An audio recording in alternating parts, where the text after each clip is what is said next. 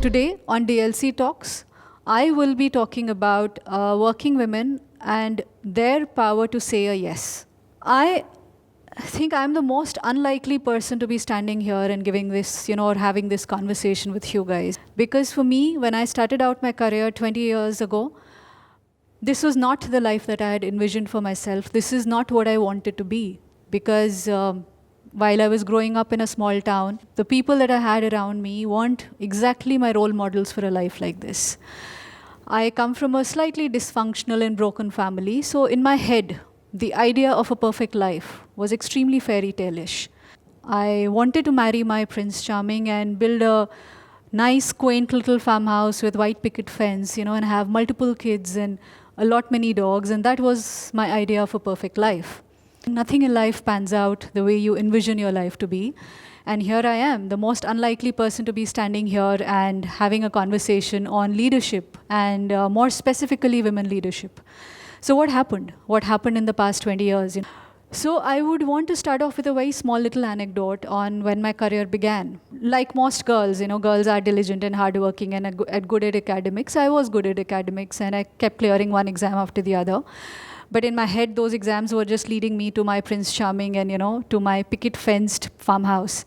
And essentially, I found that. I went to college, I found my soulmate, I married my soulmate, and we started working together fresh out of college. So both of us were freshly married, just into the corporate job. And we were getting the hang of working and, trying to figure out life at work.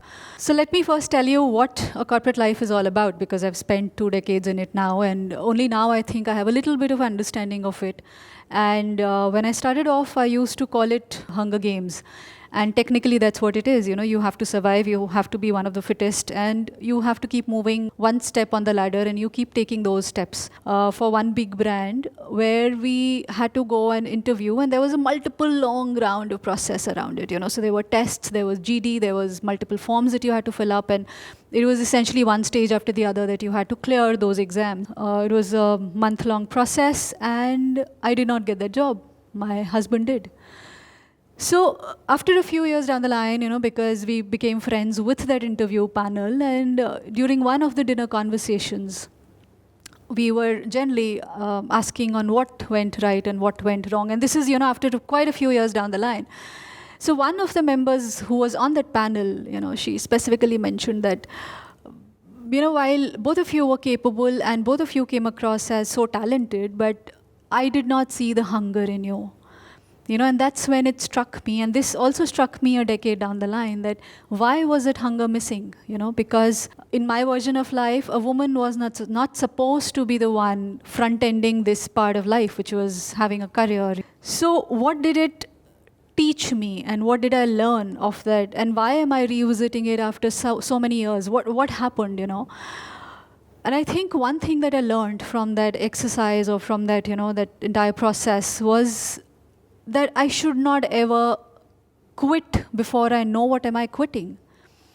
Then when, as a young 20-ish-year-old kid almost, who's just started her career, I was about to quit it, or I was about to step back thinking that perhaps that's not my role. But why was I quitting even before knowing what was I quitting, And that was so wrong in a certain way, because I did not get pregnant that year. I did not get pregnant the year after, or many, many years after that. I did not become a mother for almost a decade after those rounds of interviews. So why was I willing to take a step back? And was it just conditioning? Was it my desire to build a home more than a career? And again, I want to specify here, there's nothing wrong in both the desires. You can build a home, and you can want to build a home and be that your solitary or your sole purpose. And you can want to build a career. But what I now question, and after almost 2 decades, what I keep asking is, why should it be a choice? Why should it be a choice for any young girl who's stepping into life and career and marriage and motherhood? Why should it always be pitched forward as you choosing one over the other? And trust me, now with experience, I can say that no, you're not choosing. There is no such thing as a choice. You can exist as a combination of people. You're not one single person. You're a combination of various things that happens to you. You learn, you grow, and work is a part of it. And I do need to thank work for many, many things that happened. It gave me exposure. It made me travel the world. It made me meet people. It helped me find myself, So I think 2 decades earlier, if I would have made that choice, that would not have been an intelligent choice.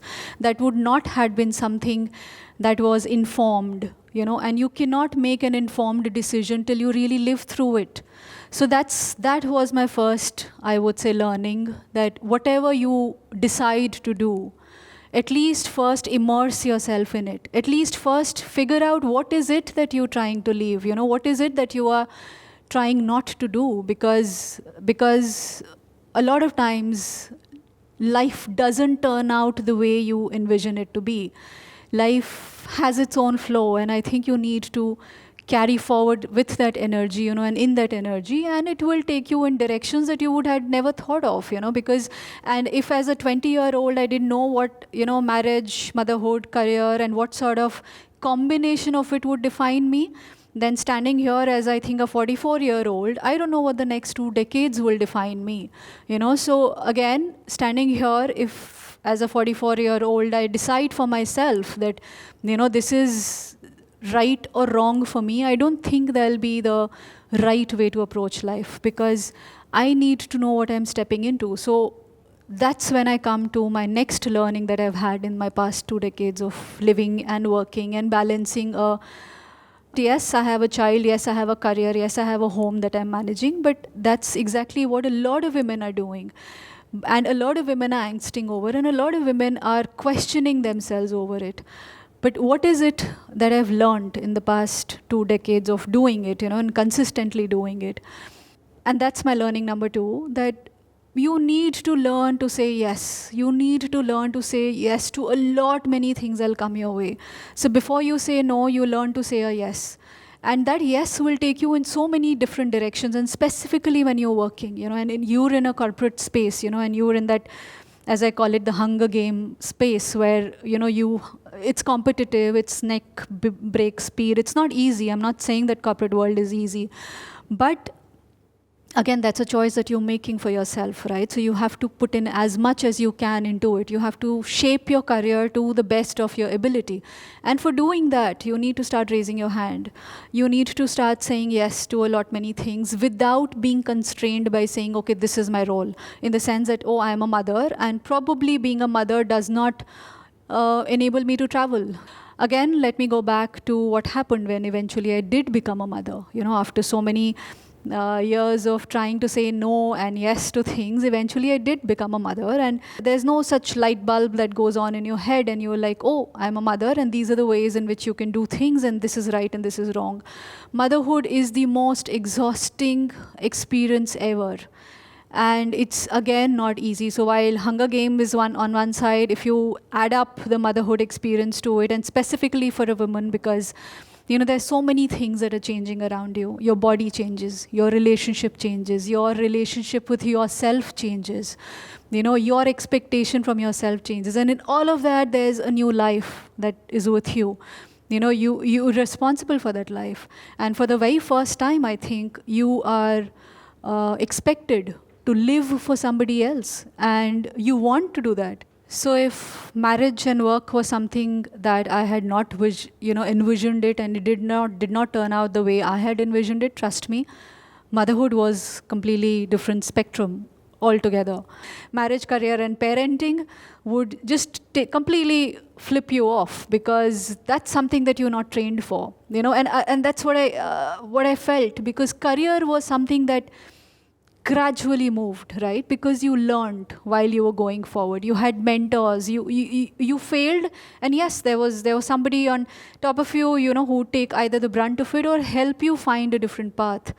Parenting was not like that, and balancing parenting with work was definitely not like that. There was no rule book. There was no, at least when I was struggling with it, there was no community that I could go back to, because work was something that was extremely traumatic. I was liking what I was doing. I was growing in my career. I was traveling the world for it. And in all of that, I was also trying to figure out who to be, more than that, who am I? Am I a parent first? Am I a working professional first? Who should I be true to? And now I can say, after a decade down the line of managing a child and a career, and I would say doing relatively both well, that was one mistake that I was making, exactly the same thing that I was doing 3 decades down the line earlier. Here I was choosing between being a better parent versus being a better leader, or being a better, working professional. And again, I realized that that was necessarily not my choice to make, because these are not two distinct identities that you are creating for yourself. You cannot be solely a mother, or you cannot be solely a corporate professional. You're a mix of so many things that are happening to you. You're a mix of a combination of many things that you're experiencing, and it's not an identity which is completely linked to either part of your personality. Over the past decade or so, that has been my learning, and I think it has helped me a lot, because the moment I decided that I'm not choosing one over the other, both of it is part of me, and both of it I will do to the best of my ability. So yes, there will be times, and there have been times, when things did go wrong, and did go wrong in the cliched version of things going wrong, everything. So right from health crisis to maids, suddenly going off, to finding alcoholic maids, to having no support, to illnesses, to deaths in the family, and all of it is happening, and you are grappling with it. And I think the problem in this phase is, you don't know who you are, because there's a new identity that has been forced on you, and you're supposed to almost behave like a Mother India, who's sacrificing, who's doing everything, and like a superwoman, superhuman sort of a imagery that has been put. Again, it's subliminal, because the world tells you that this is what you have to be. You have to be a superwoman who's managing everything efficiently and doing everything very, very seamlessly. And that's the reason when I decided that I need to talk a lot about it, talk about my experiences. Why? Because I had a largish team, and bulk of them were young women who were just, starting off with their career. So the work at that point in time was hectic. I was leading marketing for a consumer durable company, and I had a role which involved a lot of travel, because you were launching products, you collaborating with people all over the globe. You are figuring out, when you're launching a product, usually it's a combination of many things that go behind it. So there's PR, there's global teams that you need to deal with, there's internal agencies and creative agencies that you're working with. So there are internal stakeholders, there are external, there's a huge mess that you have to manage. And in all of it, and I'm enjoying my work. It's not like I don't like working, because till then I've just been working, so that's my identity. I want to work. But again, I am grappling with, is this me, or am I supposed to be the Mother India version where I am solely responsible for my child, and I am and because things do go wrong while you're doing all of this, there are things that necessarily, in fact, it will go wrong, and in all those moments you will question your decision. In all of those moments you will ask yourself, is this what I'm supposed to do, or should I just quit? And again, but I think I went back and kept questioning myself, and I kept coming back to that thing that I cannot quit till I know what am I quitting. I cannot really decide now, because for now things are in too much of turmoil and too many moving pieces. So I needed to give myself time. And I think that's what I did. I gave myself time. I did not decide anything in a jiffy, and that's exactly what I do till now.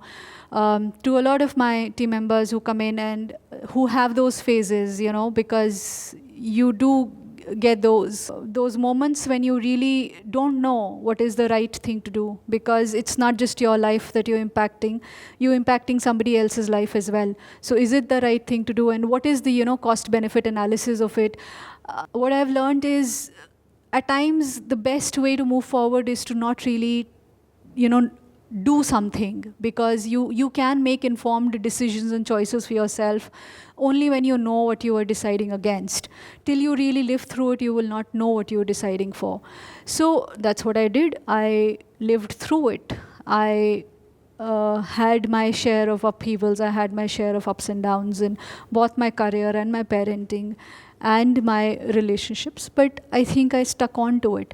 So it's been more than 2 decades of working, more than a decade of parenting.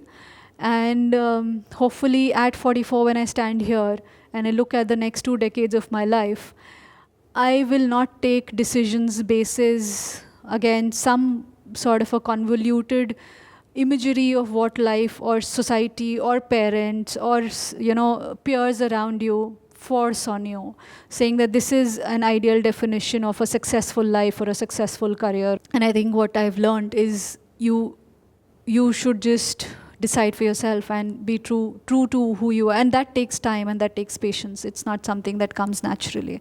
I would want to summarize it in just a few pointers. And I've been having conversations with women in my past few interactions with even the DLC members, and it's such a nice community that is being developed. And I think that's what was lacking when I was going through it, that lack of a tribe around you, that lack of almost a sort of a confirmation that what I'm going through is not new. It's not something that somebody else has not gone through and survived and gone through that phase, and then life does come back to normal, or your definition of normal definitely changes post a few years. But it's possible. So my first ask to you would be that find that tribe for yourself. Now, whether it's through community like this, or whether it's through set of relationships that you nurture at work, beyond work, but you do need to have that. You need to have a set of people around you who are almost like your champions. And I think earlier that's what small town living did. You had a community of people around you to help you through. You had your relatives who were your therapists, who were your counselors, who were your almost venting boards. And I think in the sort of life that we have now for ourselves, that is missing. But I can't emphasize the importance of it, how critical that is, how much it'll shape you, or how much it'll help you take your decisions or help you not take wrong decisions, honestly. I think I would have had made fewer mistakes if I had that community with me. I learned a bit later. The next is, like I said, the power of saying a yes. And saying as many yeses as possible to as many experiences as possible. Don't get limited by just the fact that, oh, I am a mother, so I cannot do this. Oh, I am now, have so many responsibilities with me, so probably I cannot take this job role. I was given a job role post becoming a mother, which is completely new to me. I had no clue about it. It involved a lot of travel, immense travel across the world. But at that point in time, I went through that. I thought, oh no, this is not for me. I can't do this. I just can't do this. This is so wrong, and it's not happening. But it did happen. I can't again emphasize the importance of doing something which pushes you beyond your comfort zone. And don't get me wrong, it wasn't the easiest way. It wasn't, all again fairy tale-ish and everything turned out, nice and happy at the end, because there is no end to it. The third thing that I want to emphasize is do not quit till you know what you're quitting. And I think I have mentioned it a few times earlier, because in each stage of my life, I have felt that you end up quitting too soon. And you do not have everything with you in terms of resources, experiences, to really make that informed decision or choice. So why are you forcing yourself to choose till you do not know what you're choosing for, what you're deciding for? And yes, there will always be an image of, sort of an ideal life that will be pushed towards you, and it can happen through your peers, it can happen through your family, it can happen through yourself, because you have a certain image of your life or career or parenting or marriage. But you don't have to make those choices before you really go through it. So that's my third learning for you. I hope this helps you. So please go and build that community for yourself. Please reach out to people. Please talk to people, mothers, non-mothers, working professionals. Find your partner, find your tribe. I think that helps. That helps a lot.